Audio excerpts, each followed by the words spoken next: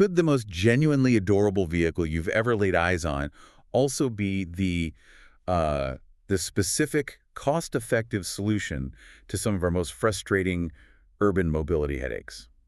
That's a great question to start with. It is, right. No. Because when we talk about new four-wheeled electric vehicles, the price tag typically involves 5 or even 6 digits. Oh, absolutely. Not the truly surprising numbers we're looking at with today's deep dive, which are around $8,000 for an outright purchase or, get this, Yeah. potentially $40 a month for a lease.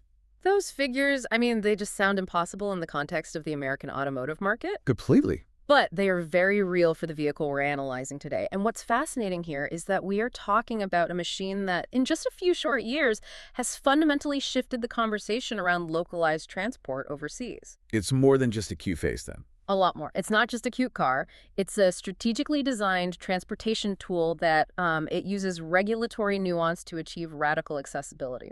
Exactly. So today we're unpacking your sources, which are focused intensely on the Fiat Topolino. That's the one. The tiny electric machine that, by all accounts, absolutely stole the 2025 LA Auto Show. It brought an onslaught of cuteness, according to the initial analysis we reviewed. It definitely did that. But more importantly, it brought a genuinely revolutionary and incredibly well-priced approach to solving short-distance travel problems. And our core mission today, for you, the listener, is to figure out if this overseas treat, which is already dramatically succeeding in electrifying the market in Italy, Germany, and France, is truly the missing mobility solution America actually needs. And we have some pretty good sources to work with. We do. We're working primarily with a really detailed analysis from Motor Trend. It focuses heavily on the Topolino's unique design, its specific performance specs, and crucially, how the American consumer reacted when Fiat used the LA Auto Show specifically to test the waters for the U.S. market. And here is the essential point. I think this dictates everything we are about to discuss regarding its price, its speed, and its accessibility. This is the key. We are not introducing the Topolino as a traditional car.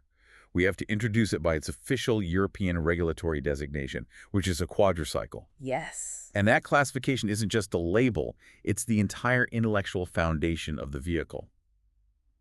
Okay, let's unpack this. So before we get into the nitty-gritty of regulations, we have to start with the sheer visual impact.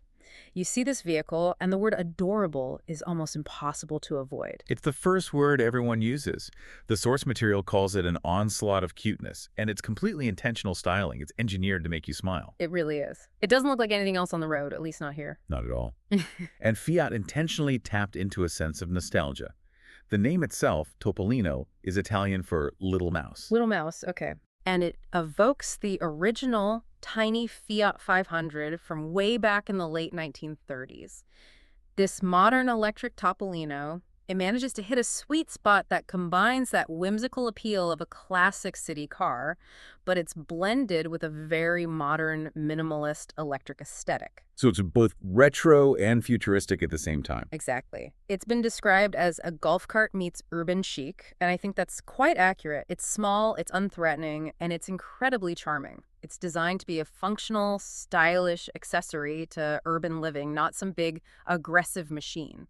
But as you said, the real genius here isn't just the looks, it's the classification. So let's delve deep into what quadricycle actually means, because for you, our listener, understanding this is the key to why the price is $8,000 and why the top speed is capped at just 27 miles per hour. Right, that's the critical distinction. This isn't just a small car, it's a specific legal class of vehicle. And how does Europe define that? Well, in Europe, they use something called the L category system for motorized vehicles. The Topolino generally falls under the L6E classification, or potentially the heavier L7E, depending on the exact model. L6E. And what does that mean in plain English? It means the vehicle is fundamentally treated differently than a standard passenger automobile, which is an M1 category vehicle. M1 being your typical car. Your typical car, exactly. Absolutely. And this is so important because that M1 classification demands incredibly expensive, complex safety systems that the Topolino just doesn't need to have. So what does avoiding that M1 classification actually save them? I mean, how does that directly translate to an $8,000 price tag? It's all about removing the layers of mandatory, complex, and high-cost engineering required for high-speed use.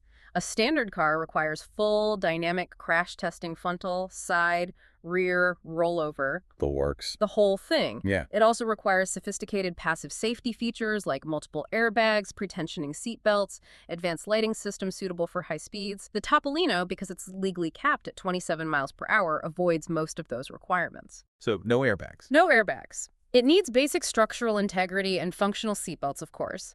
But the cost savings from omitting crash testing and airbags alone are enormous, and that saving is passed directly onto the consumer. That makes perfect sense from an engineering and regulatory perspective. But wait, I have to ask, doesn't avoiding expensive safety standards like full crash testing feel slightly concerning? Especially if this is aimed at younger drivers. How do the sources address the perception of safety? That's a very necessary question, and the sources approach it by emphasizing context. The Topolino is designed for and legally restricted to low-speed urban environments. It is not intended for high-speed roads where collision energy is high. Okay, so you're not taking this on the freeway. Never. For the user, the inherent safety is derived from its low speed and its use case, not from complex internal mechanisms. Think about it this way. It is significantly safer than a scooter or an e-bike, simply because it offers weather protection and a protective cage, even if it lacks airbags. That's a great point. Its primary competition in dense cities isn't an SUV, it's two wheels. Exactly. That reframes the entire safety discussion. And those regulatory constraints directly enable the most radical difference in the user base, which is accessibility to younger drivers. Precisely. In several European nations where it's currently sold, Italy, Germany, and France being the key markets, that L6E or L7E classification means that the vehicle is accessible to drivers as young as 14. 14 years old. 14. And often they only need a moped license rather than a full driver's license. This radically expands who the vehicle is for. That is a tectonic shift in market access. Yeah. We're talking about millions of teenagers or people who simply do not want or need the hassle and cost of full licensing and insurance. It converts an expensive, complex task driving a car into a simple, affordable utility. And that accessibility is directly tied back to the performance reality check. Because it's classified this way, it has to meet certain defined limits on weight and power. Right. The two most critical specs for you, the user, are the mandated top speed of 27 miles per hour and its modest, localized electric range of about 45 miles. So absolutely no highway cruising. If you need to travel 60 miles, this is not your vehicle. But the motor trend analysis really nails the point that these limitations are in fact the point. Yes, the limitations are a feature, not a bug. They define its utility strictly for short-range, non-highway, localized transport. If your daily needs are within, say, a 5-mile radius, running errands, getting to a school campus, making short deliveries, these specs are entirely sufficient. And in a dense city, you're probably not going faster than that anyway. You're probably not. This is crucial for dense urban environments where the average speed might only be 15 or 20 miles per hour, and parking is king. The limitations are the regulatory framework that makes the vehicle affordable and legal for a much wider audience. So we have a vehicle where the design hooks you in, but the quadricycle classification is the genuine intellectual triumph. It absolutely is. Because it legally bypasses the regulatory hurdles that make traditional electric vehicles so expensive and so complex. It's an exercise in engineering for constraint. It is a masterclass in engineering for constraint. The limited performance, the 27-mile-per-hour and 45-mile range, allows it to serve a specific, constrained, yet highly necessary function in dense urban and resort environments, maximizing utility while minimizing cost, weight, and regulatory burden. Okay, let's move now from the technical and regulatory framework to the economics. This is the fun part. It really is, because this is where the Topolino truly becomes disruptive and forces us to rethink what owning a reliable vehicle costs. We have to present the European cost structure as the key piece of information that generates all the international interest. The price tag, based on the source material, is truly shocking in the context of any modern electric vehicle. When Fiat first released this, the outright purchase price settled at around $8,000. $8,000. Yeah. That's the price of a high-end cargo e-bike, or maybe a lightly used 10-year-old combustion engine car that will inevitably need expensive maintenance. Right, and it comes with a warranty. The affordability is almost unbelievable. And the leasing structure makes it even more radically accessible. It does. Fiat offers a lease option for roughly $40 a month. Now, to be fair, that does require a substantial deposit, around $2,500. Which is still significant, but But when you look at that recurring monthly payment, $40, it changes the financial calculus completely. $40 is cheaper than most people's monthly Netflix subscription, let alone their car insurance. I mean, in places like Manhattan or San Francisco, that's cheaper than 2 hours of parking. It is. This is why Fiat considers this possibly one of the best impulse buys imaginable.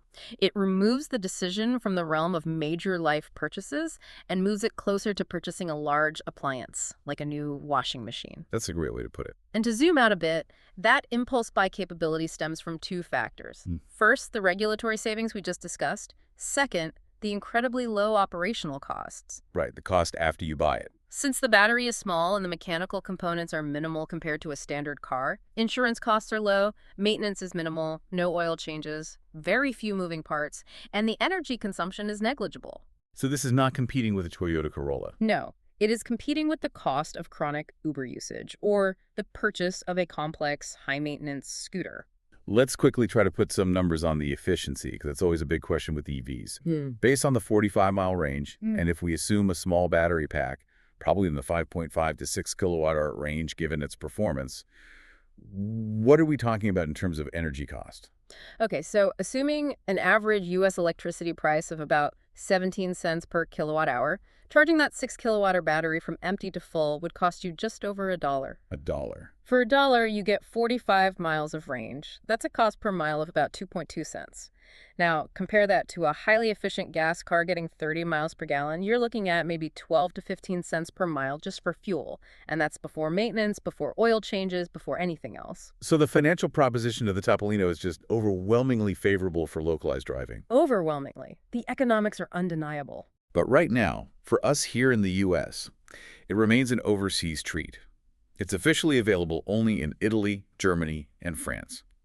We are currently shut out of that incredibly tempting price point. That's the critical current constraint, which brings us to the LA Auto Show tease. Fiat is absolutely gauging the opportunity here.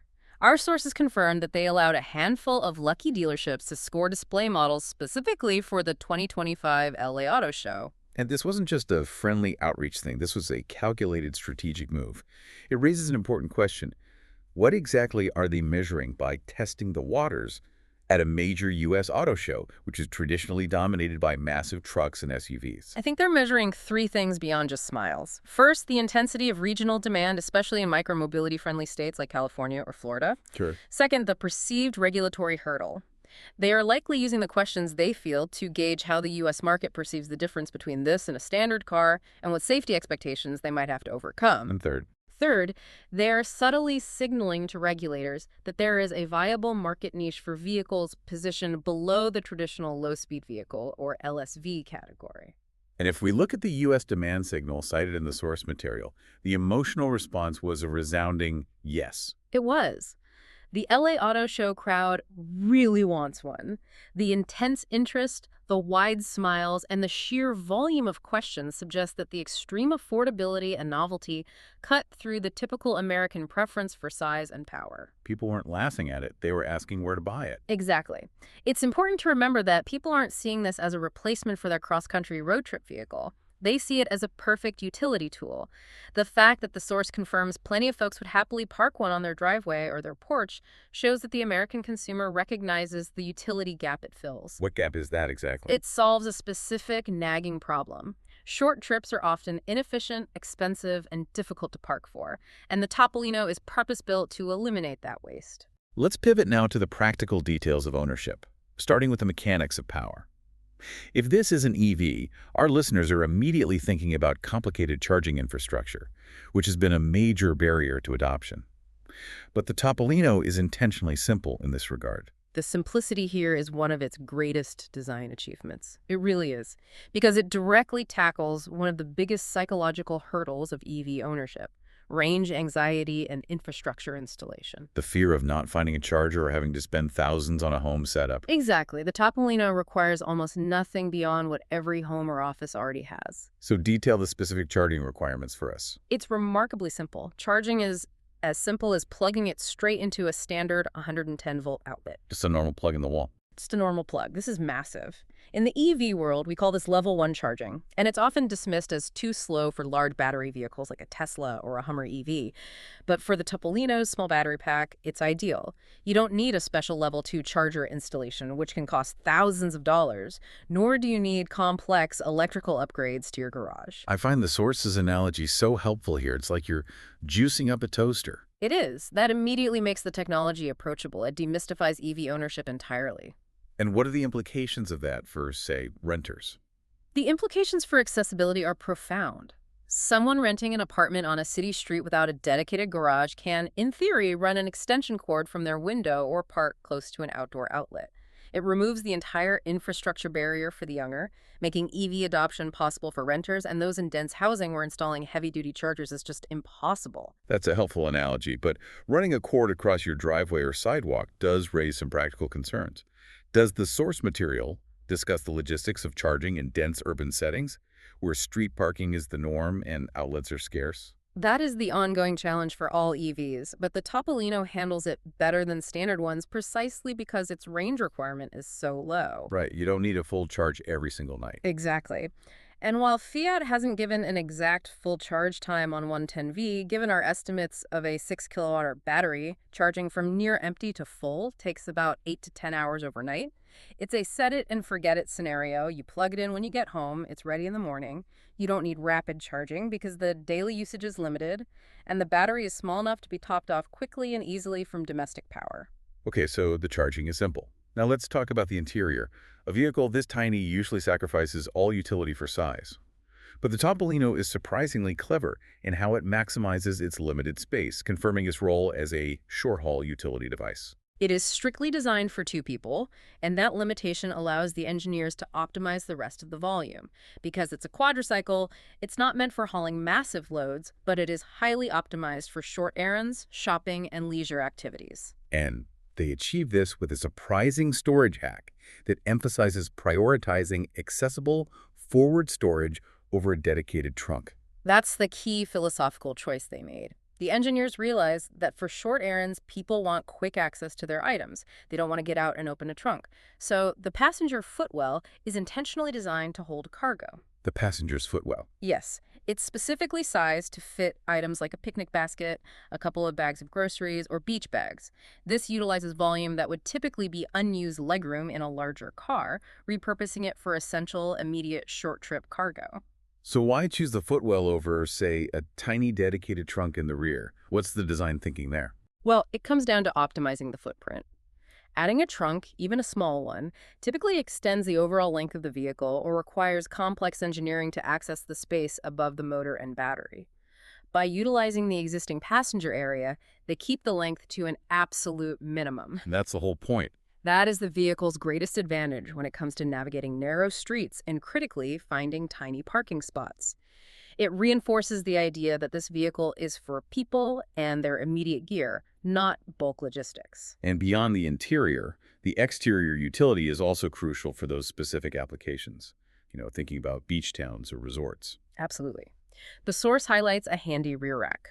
This is a simple, rugged feature perfect for strapping down larger items that won't fit inside, like a carry-on suitcase, a guitar case, or a bundle of beach umbrellas. It extends the utility of the microcar into light logistics, making it significantly more capable for cargo than even the most robust e-bike or scooter. Finally, we need to address comfort and weather handling. The show car at the LA Auto Show was doorless, which certainly enhances that breezy leisure vibe. It does. That doorless configuration highlights its intended use in warm climates and tourist spots. However, the source assures us that standard buyers can opt for proper doors and windows if they want a fully enclosed vehicle. So is modular. That modularity is important for those using it for urban deliveries or for year-round transport in cooler or wetter climates like, say, Northern Europe. And the roof offers flexibility, too. It does. It's a cloth sunroof that opens with zippers, allowing occupants to catch some rays when the weather is cooperating, or quickly seal up when the weather turns dicey. It's a pragmatic approach to providing comfort and utility in a very small footprint without adding the weight and cost of a complex motorized hardtop. So all of these decisions, the simple charging, the maximized storage, the weather flexibility, they all reinforce the vehicle's core function. They do. It's not trying to be a full-fledged car. It's designed to be the best possible urban utility appliance, achieving maximum localized utility at a rock-bottom price point through intelligent compromise. Okay, let's now connect the Topolino to the broader movement. It's part of micromobility, and try to define why this specific form factor feels like the missing puzzle piece for the U.S. market, especially when we look at how it revolutionized Europe. The Topolino didn't just enter a market across the pond, it fundamentally reshaped it. The source material is very clear that it has helped shake up Europe's micromobility scene in a big way, largely by accelerating the shift to electric power in this niche. And what did that niche look like before the Topolino and its contemporaries arrived? Before this wave of modern, affordable, tiny electric rides, the short-distance four-wheeled vehicles, the predecessors to quadricycles, were often noisy, polluting, and frankly, unreliable gas-powered buzz boxes. Buzz boxes, I like that. They were typically rudimentary combustion engine vehicles used only by those who legally couldn't drive a full car. They lacked the charm and, crucially, the zero-emission status of the Topolino. And the Topolino's arrival coincided with an astonishing rapid market transition. A really rapid one, yes. Since its arrival, the market has rapidly transitioned to electrification. The source tells us that nearly 70% of these tiny rides in Europe are now electric. 70%. That's a huge shift. It's a testament to the immediate appetite for an affordable, practical electric option. It shows that consumers were waiting for the right blend of price, utility, and modern design to make the switch from noisy internal combustion engines. Okay, now we contrast that with the U.S. gap. Here in America, we are very familiar with micromobility, but our short trip universe is limited to only the smallest forms of transport. We rely almost exclusively on e-bikes and shared scooters for that short trip universe, and these are fantastic, highly localized solutions for the very last mile, but they come with severe limitations. Zero weather protection, minimal cargo capacity, and often stability concerns on uneven pavement. Not to mention, they typically only carry one person. So the Topolino-sized quadricycle, being enclosed, having stability, and offering significantly more cargo space than a scooter, feels like the missing puzzle piece. It absolutely does. It occupies the critical and currently vacant space between a high-end e-bike and a full-sized economy car.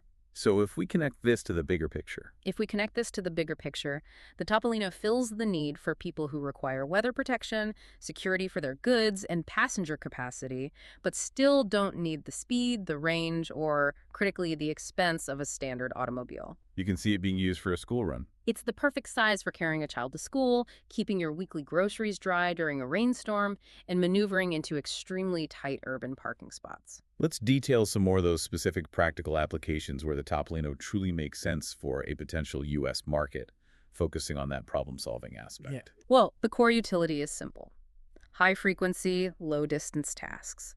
Quick trips to the store, running errands, or short commutes where the journey is 5 miles or less. And the sources emphasize environments where parking and congestion are major issues. Exactly. It is ideally suited for environments like beach towns and resorts where vehicles are often traversing short distances at low speeds and where standard parking spaces are fiercely competitive. I can see this being huge in a place like Laguna Beach or South Beach. Imagine the utility there. Navigating traffic is slow anyway, but finding a 10-foot parking spot is golden. Furthermore, resort complexes could utilize these internally for guest transport or luggage transfers, maximizing efficiency on narrow paths. And beyond leisure, the urban core logistics market is huge. Urban areas for food or goods deliveries are a primary high-demand application. A Topolino can utilize narrow lanes, it can safely carry significantly more cargo than a bike messenger or a drone, and it can find a tiny spot to pull over without blocking traffic. For any trip where parking is a pain, as the source says. Exactly. The small footprint of the Topolino becomes its superpower, drastically reducing delivery times and urban friction. It really seems like the Topolino is the ultimate tool for combating vehicle oversizing. It addresses the fundamental inefficiency of using a 4,000-pound SUV powered by a powerful engine to go 2 miles to pick up takeout food. It absolutely does, and this efficiency is recognized internationally. The Topolino offers an immediate, elegant solution tailored to specific niches: dense cities, tourist areas, and large campuses where the primary constraints are traffic volume and parking capacity, not the need for high velocity. The demand exists, both environmentally and economically, for vehicles that are hyper-specific in their utility. So we've completed our deep dive. We've covered the irresistible aesthetics, the revolutionary $8,000 price point, the simple plug-and-play charging, the clever use of that footwell storage. And the vital role it plays in electrifying and filling the mobility gap in the short-distance market overseas. It's a compelling and well-engineered package that fundamentally redefines accessibility in transportation. It does.